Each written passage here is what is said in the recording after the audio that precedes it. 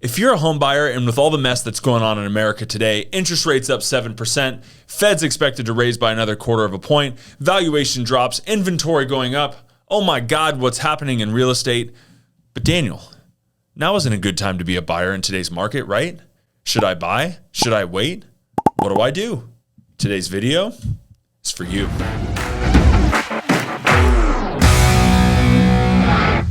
Okay, so let's talk about some reasons why you should be buying in today's market. Number one, no more competing. During this season, the majority of home buyers have already bailed out of the market and are waiting for quote unquote better opportunities. And for you as a home buyer in this market, you should love to hear this. Let me tell you a story. So last year in 2021, I had these clients that over the summer were looking in a historically high price point for our area. Now, we looked at damn near 50 homes, and just about every time we looked at a house, even if it was the first day on the MLS, it had multiple offers by the end of the day.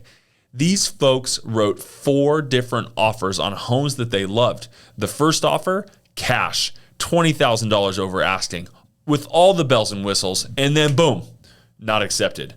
The second offer, cash, $30,000 over, bells, whistles, confetti, boom, not accepted. Third offer, same thing. And then finally, the fourth offer with their backs against the wall offered $40,000 over asking, and again with all the bells and whistles, and it finally got accepted. These people finally got the house they wanted, but had been so frustrated and stressed out throughout the entire process. And now there are stories even far more incredible out there of buyers offering much more in multiple offer scenarios and not getting acceptance. But Daniel, what's your point? The point is that the days of multiple offers are done. There are just flat out not nearly as many home buyers in the market today, which means that bidding wars are over and you can actually take your time to make a decision, maybe negotiate a little bit on price, ask for repairs or concessions without fear of losing out on your dream home. It is mind-blowing how much less stressful it is as a home buyer and selfishly as a real estate broker. Just buying a home in a normal market can be stressful enough. So if we can eliminate added stress, yes. Point number 2, don't let fear immobilize you. There is so much fear swirling around in the media today about not only the real estate market, but everything else, and it can sometimes create uncertainty and deception. One of the biggest fear drivers right now are the interest rates, which are currently between 6.5% and 6.875%. Yes, it jumped a little over 3 points in just a year, but keep in mind that we were at historic lows last year. According to the historical data from Freddie Mac and MortgageReports.com, the average rate since 1971 is actually 7.76%. In fact, mortgage rates got as high as 19% back in the 80s. So comparatively, the current rates are pretty good. What we experienced over the last few years is not normal, and the media is creating fear around the normalization of rates, and it's immobilizing a lot of home buyers. People look at rates and think they're buying their forever home and that they're going to be stuck paying that rate over the length of their loan, and that just isn't realistic.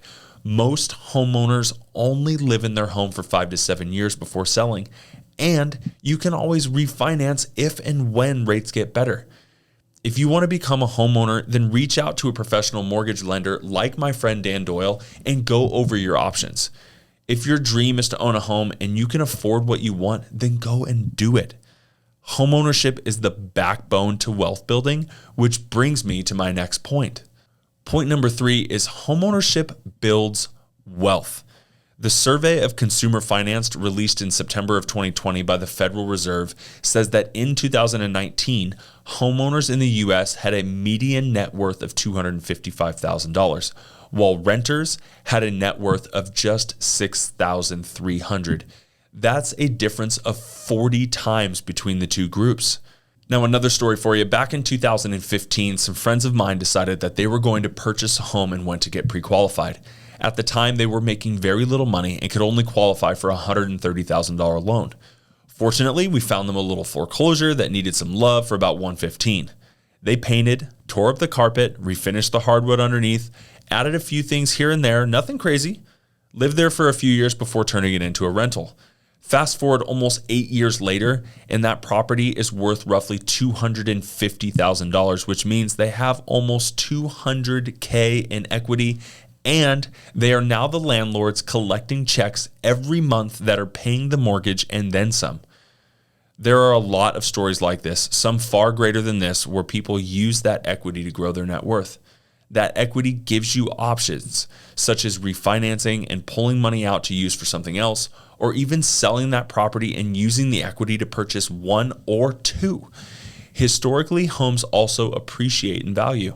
They are an asset, not a liability like a car, and typically don't lose value.